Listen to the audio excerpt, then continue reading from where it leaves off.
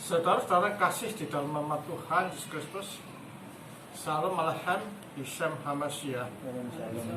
Kita ketemu lagi pada saat ini setelah kita menjalani ibadah prasidikara. Nah, sekarang saatnya untuk mempelajari tentang ajaran-ajaran yang diajarkan oleh gereja, sehingga kita bisa kuat di dalam menghadapi apapun masalah yang ada di jagat ini. Saat ini kita akan berbicara tentang gereja Yesus Kristus. Di dalam Injil Matius, Dana Suci menegaskan bahwa di atas batu karang atau Petra ini, aku akan mendirikan gerejaku dan alam maut tidak akan menguasainya. Dalam ayat yang disebut di atas, kata gereja itu diungkapkan. Sekarang masalahnya adalah, apakah gereja itu? Gereja atau eklesia adalah kumpulan orang yang terpilih. Ini merupakan komunitas dari mereka yang menerima dan terpanggil oleh Allah untuk menuju pada keselamatan. Orang-orang ini adalah mereka yang mengakui dia menjadi anak Allah yang hidup. Artinya bahwa gereja ini adalah kumpulan orang percaya, merespon tentang panggilan yang Allah berikan kepada mereka. Lah, orang-orang yang datang dan masuk di dalam kumpulan ini dapat kita katakan adalah orang-orang yang rindu untuk mendapatkan apa itu keselamatan. Kalau orang tidak rindu, ya nggak mungkin, ya. Kalau orang tidak terbuka, ya nggak mungkin. Ini adalah orang yang membuka hatinya atas panggilan Allah yang dilontarkan kepada mereka. Hal ini nyata sekali kalau kita melihat di dalam Matius 16 ayat 16. Coba dibaca sana.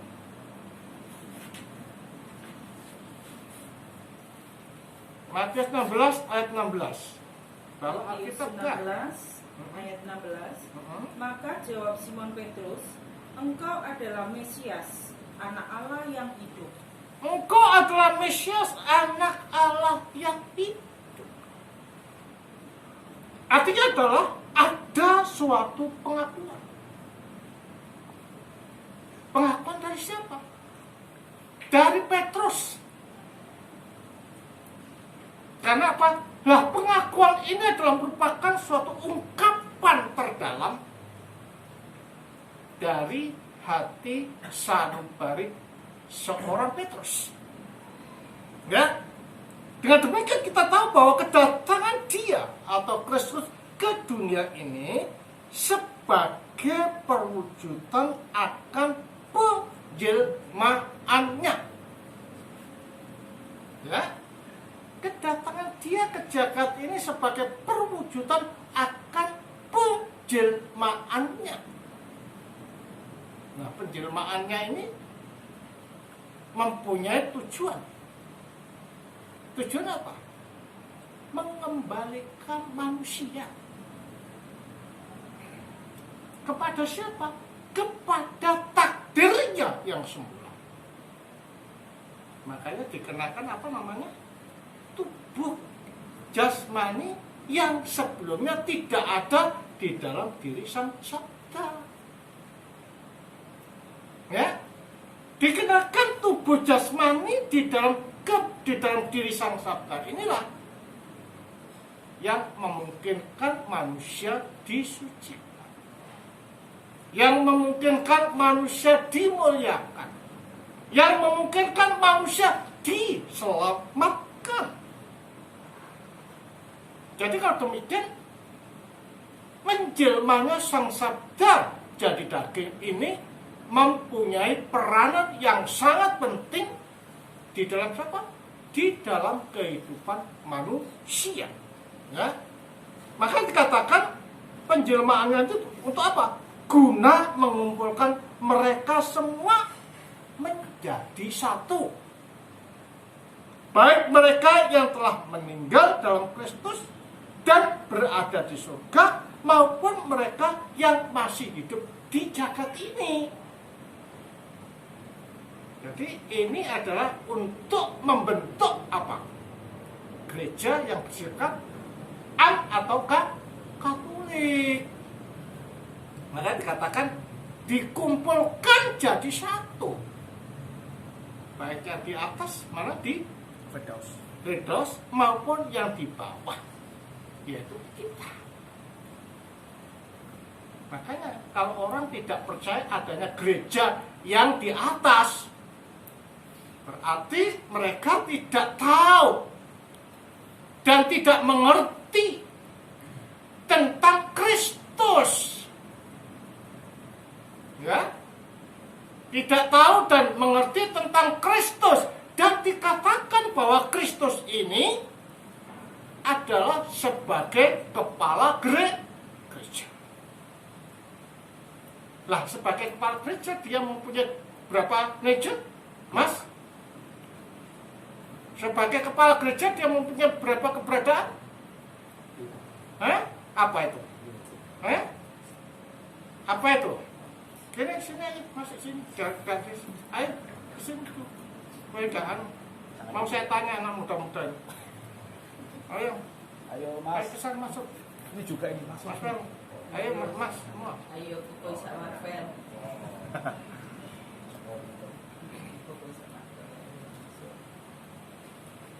Ya, sebagai kepala gereja, Kristus itu mempunyai dua keberadaan, ilahi dan manusia. Nah, kalau sebagai kepala gereja mempunyai dua keberadaan, tubuhnya mempunyai dua keberadaan enggak? Mempunyai, ilahi dan manusiawi. Yang ilahi siapa? Adalah mereka yang telah meninggal di dalam Kristus, dan yang manusiawi adalah kita yang masih hidup di jagat dan percaya pada Kristus. Nah, sebagaimana di dalam keberadaan Kristus itu menyatu, maka tubuhnya pun yang mempunyai dua nature itu pun juga menyatu. Makanya kalau orang mengatakan bahwa Kristus itu mempunyai dua keberadaan, terus ketika berbicara tentang gereja, yang dimaksud gereja hanya di jagat ini, itu kalau layangan dikatakan layangan yang miring, ya kan? Layangan yang tidak imbang, ya. Tetapi kalau kita mengerti apa yang diajarkan oleh gereja, kalau Kristus mempunyai dua keberadaan, maka gerejanya atau tubuhnya pun juga mempunyai dua keberadaan, ilahi dan manusiawi. Coba kita lihat di dalam Efesus 1 ayat 10.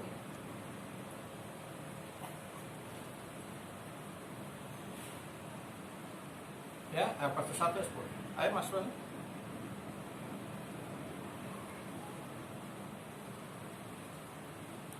Yang keras, ya.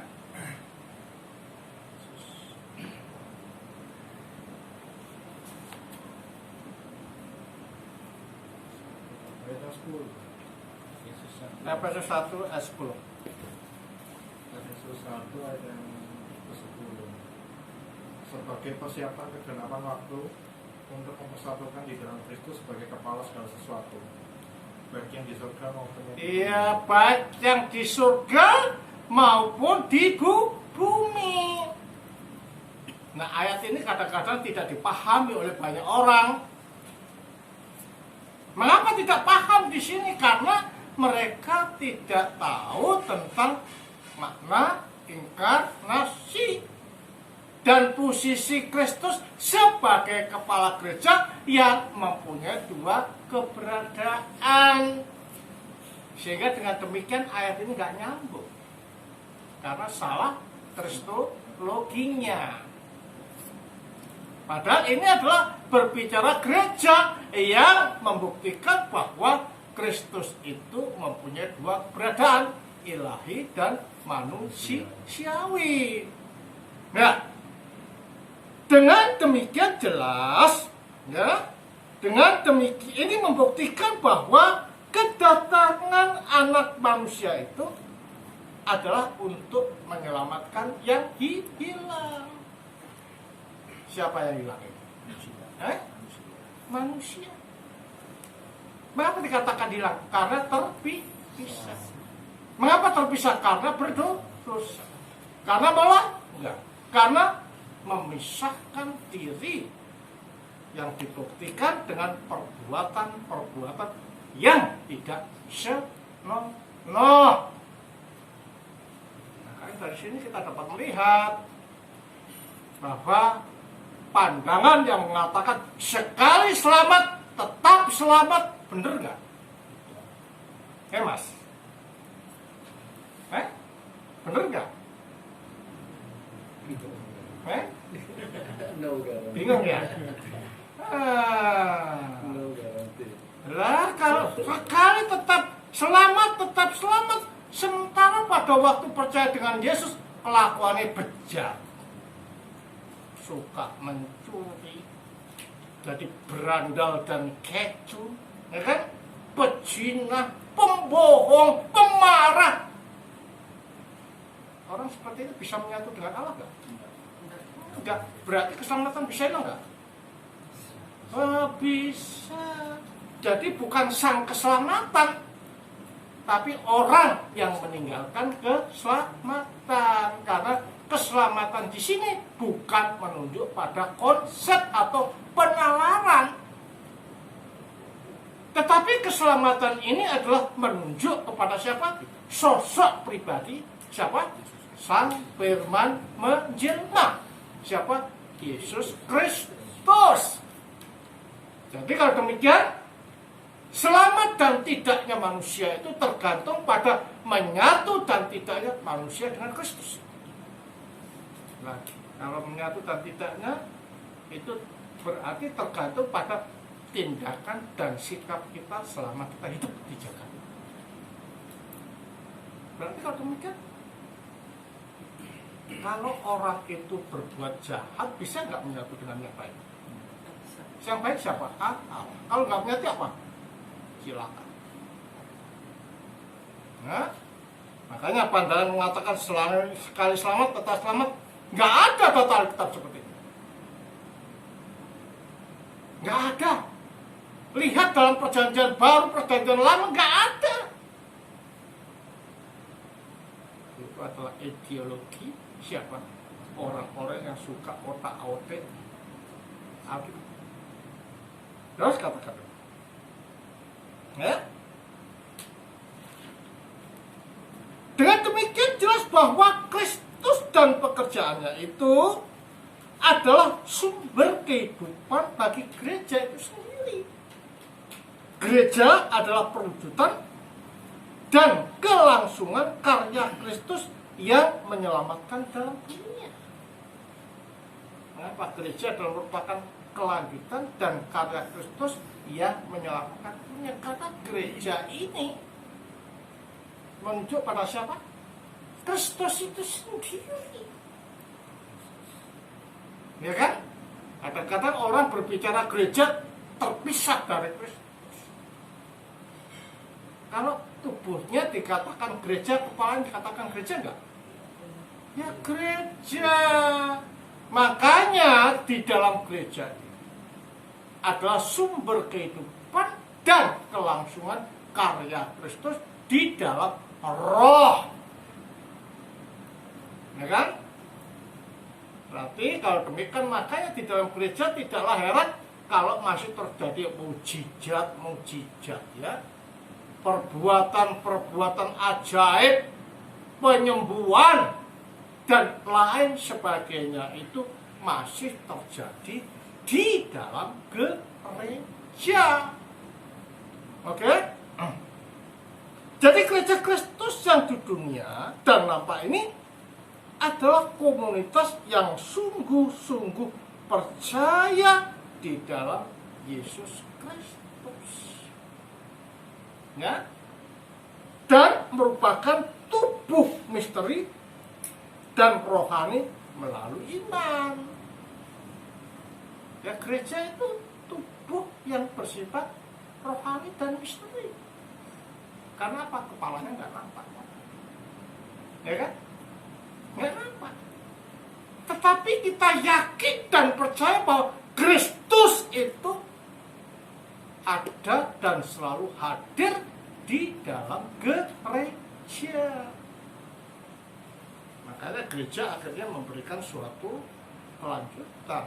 Hadirnya presbiter di dalam gereja adalah menunjuk pada keselalu hadiran Kristus di dalam gereja dalam roh. Karena itulah presbiter dikatakan sebagai apa? The icona of Christ. Gambar dari Kristus.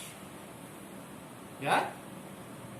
Karena itulah maka sakramen itu bisa terselenggara melalui tangan seorang imam. Jadi kalau kita mencium tangan imam bukan berarti imam mau dihormati, enggak.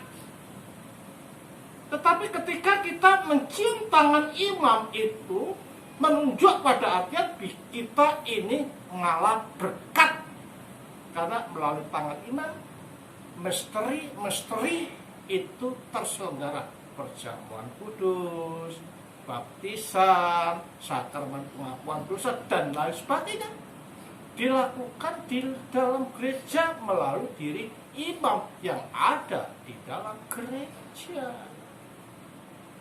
Ya, jadi imam ini sama dengan pendeta? Enggak. Ya, tidak. Imam ya imam, karena mengapa dikatakan imam? Karena imam selalu mempersembahkan korban. Makanya di dalam gereja ortodoks itu kan ada apa? Altar, ada proskomidi.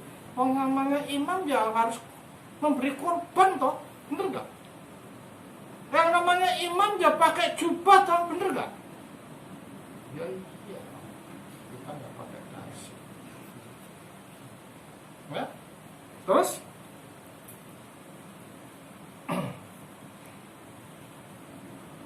dan sakramen di bawah kuasa Sang Roh Kudus dan wibawa Kristus yang tak nampak itu. Gereja berlangsung sampai kesudahan dunia. Ya, jadi terus menerus sampai kesudahan dunia. Makanya di dalam Matius, aku akan menyertai engkau sampai apa? Akhir zaman. Mengapa demikian? Karena Kristus sebagai kepala gereja tidak pernah meninggalkan kita orang-orang percaya yang masih hidup di jagat. Oke? Dengan demikian gereja mengemban karya apa? Yang digemban karya apa? Karya penyucian. Karya keselamatan orang percaya yang dimulai oleh Kristus dan penebus kita selama kita hidup di dunia. Ya kan? Fungsi daripada Kristus melalui rohnya itu adalah menyucikan kita, mengajar kita, menuntun kita, menegur kita, agar supaya kita menjadi orang Kristen atau gereja atau tubuh mistika Kristus itu makin baik dan makin menyerupai Kristus, dan itu adalah merupakan tujuan akhir kita, to be like Christ. Ya kan? Dengan maksud apa? Menuntun semua umat ke jalan menuju pada kehidupan kekal dalam kerajaan Allah. Makna yang benar tentang gereja itu dapat ditemukan dalam pengajaran dan tindakan-tindakan dan perbuatan Kristus. Jadi pengajaran ini bukan hanya di sini, tetapi apa? Diimplementasikan di dalam hidup. Jadi belajar agama yang baik atau ajaran yang baik itu akan mempengaruhi perilaku, ya, mempengaruhi tindakan kita, mempengaruhi sikap kita dan tutur kata kita. Kalau ajaran baik maka akan lemah gemulai. Gitu? Kita tidak akan binatang keluar, tidak akan. Sebelum bicara itu dipikirkan akibat pembicaraan. Makanya seorang imam atau seorang yang menamakan tubuh mistika Kristus must be careful in speaking. Jadi harus berhati-hati di dalam berbicara. Enggak asal jeplak. Kenapa? Karena setiap kata-kata kita, tindakan kita, pemikiran kita ini menjadi sorotan bagi orang yang tidak percaya. Kita harus berbeda dengan mereka yang hidup di dalam apa? Kegelapan. Ya? Di dalam Injil Matius ditandaskan bahwa Yesus bertanya kepada para muridnya. Kata orang, siapakah anak manusia ini? Ya? Lalu mereka menjawabnya, ada orang yang mengatakan Yohanes Pembaptis. Ada juga yang mengatakan Elia. Ada pula yang mengatakan Yeremia. Atau salah satu dari nabi. Ya, salah satu dari para nabi. Lalu Yesus bertanya kepada mereka, tetapi apa katamu? Dia ingin pengakuan pribadi, tidak kata orang. Mengapa? Kok tidak kata orang? Kalau kata orang ini berarti bukan keputusan pribadi. Nah, kalau bukan keputusan pribadi, cepat goyah. Ya kan? Karena iman itu adalah merupakan suatu keputusan dari hati yang terdalam, bukan karena paksaan atau dorongan orang lain. Ya kan? Lah, kalau ini paksaan maka ada masalah sedikit sudah bubar. Wes, nggak gerejo-gerejon, nggak patek nih, kan gitu kan? Karena gereja ini kalau mengharapkan kesempurnaan, enggak. Kalau dilihat yang dicangkokkan, tetapi kalau kita melihat gereja adalah sosok Kristus, tidak pernah mengecewakan. Ya kan?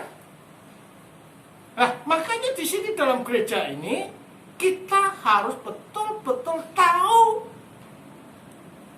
Nah, orang yang betul-betul ingin tahu dan tahu adalah orang yang mengambil keputusan percaya bukan karena paksaan atau dorongan orang lain, tetapi keputusan pribadi atau dari batin yang terdalam. Ya, katakan demikian. Tetapi kataku, siapakah aku ini? Maka jawab Simon Petrus, engkau adalah Mesias, Anak Allah yang hidup. Dan hal itu dikatakan di dalam Matius 16 ayat 13 sampai 16. Dalam menanggapi pengakuan ini, Yesus mengucapkan kata berbahagialah kepada Petrus, mengingat kebenaran yang dinyatakan kepada dia bukan oleh daging dan darah, namun oleh Bapakku yang ada di surga.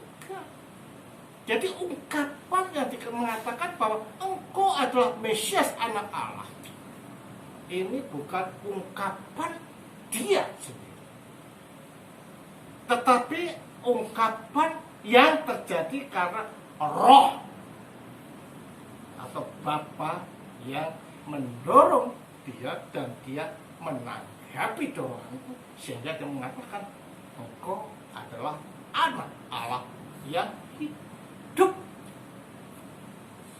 Ya, engkau adalah anak Allah yang hidup.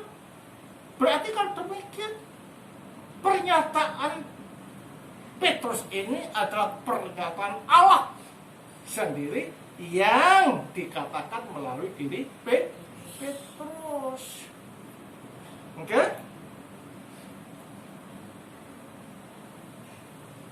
Terus kemudian dia menambahkan, dan engkau adalah Petrus atau Petra, dan di atas batu karang atau Petra ini aku akan mendirikan gerejaku, dan alam maut tidak akan menguasainya.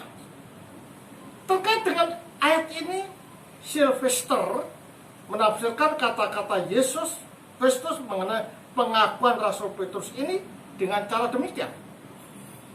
Pengakuanmu adalah kokoh dan tegas seperti sebuah batu karang. Karena itu Yesus menyebutnya Petrus. Dan di atas batu karang ini, suatu pengakuan kokoh ini, Yesus akan mendirikan gerejanya. Jadi landasan mendirikan gerejanya siapa? Siapa? Kristus. Ya, itu landasan atau pondasi. Lah Petrus ini dikatakan gereja itu berdiri di atas pondasi. Ya, pondasi apa? Yesus dikatakan sebagai Petra. Didirikan gereja. Nah, gereja ini bangunan bukan? Menunjuk pada gedung enggak? Kan. Menunjuk pada siapa? Pribadi manusia. Oke? Terus. Dan dia melanjutkan, kalau di bawah batu karang yang di atasnya gereja akan dibangun, di sana berdiri pribadi Petrus. Jadi Petrus ini atau gereja ini tidak didirikan atas pondasi yang sudah ada. Siapa? Yesus. Ya, pondasinya Yesus.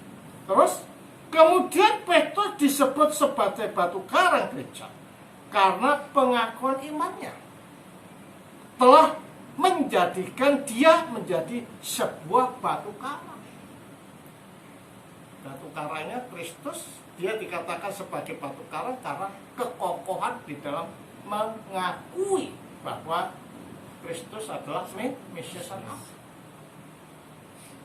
Nah, kadang-kadang orang ini bingung, batu karangnya Petrus. Enggak. Petrus itu sebagai batu karang yang didirikan di atas pondasi. Sang batu karang siapa? Yesus. Oke? Pada pokok bahasan yang sama, Jana Suci Agustinus menyatakan bahwa gereja didirikan di atas batu karang atau Petra yang darinya Petrus telah menerima namanya, persis sebagaimana orang Kristen itu mendapat julukan sebagai orang Kristen itu dari Kristus. Ya kan? Kita tidak mungkin dikatakan sebagai orang Kristen tanpa Kristus. Karena sebutan Kristen sebenarnya adalah sebutan olok-olok. Tetapi itu sekarang menjadi predikat kita yang mengikuti Kristus. Yaitu kita sebagai pengikut Kristus atau orang-orang Kristen.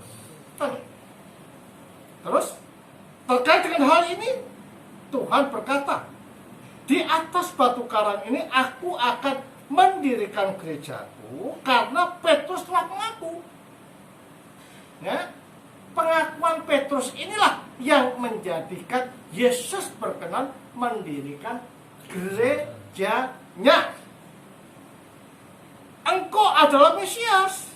Kalau mengaku engkau adalah Mesias, anak Allah yang hidup. Jadi dasar daripada didirikannya gereja karena pengakuan Petrus yang mengatakan engkau adalah anak Allah. Oke? Di atas batu karang pengakuan ini, dia berkata dia akan mendirikan gerejanya. Karena batu karang itu adalah siapa? Yesus. Dan Petrus sendiri juga telah dibangun di atas pondasi, yaitu batu karang. Oke? Mungkin ada tanya sini sebelum Romo lanjutkan. Mas? Ya? Ada yang tanya? Silakan. Ini kan Romo gak khotbah, jadi boleh tanya. Lanjutkan? Apa? Oke. Dari sini jelas bahwa iman dalam Kristus anak Allah itu adalah suatu keyakinan yang tegas dan benar yang didasarkan ungkapan terdalam yang keluar dari batin terdalam. Hingga pengakuan ini bukan berdasarkan paksaan, keinginan duniawi dan daging, namun oleh Allah Sang Bapa. Menurut Kristus sendiri yang adalah pondasi dari gerejanya di atas dunia. Ya? Jadi pengakuan bahwa Yesus ini adalah anak Allah atau Mesias itu karena gerakan Allah di dalam batin, dan orang ini menanggapinya dan menyatakan hal yang sama, bahwa Yesus adalah siapa? Anak Allah atau Mesias. Nah, kalau kita nggak nanggapi, ya kita tidak akan mengatakan dia Mesias. Karena hanya orang yang lahir dari Roh melalui baptisan yang sanggup mengatakan bahwa Yesus itu adalah anak Allah yang hidup. Oke? Dengan memberikan pada Petrus kunci menuju